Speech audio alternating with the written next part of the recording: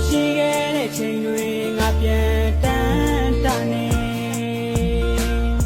အခုတော့နေငွေသက်တွေဟိုအဝေးမှာပြောနေပြီပေါ်ခလေးအရန်ကိုချစ်ပြတတ်တဲ့တစ်ချိန်တော့ငါကျွန်တော်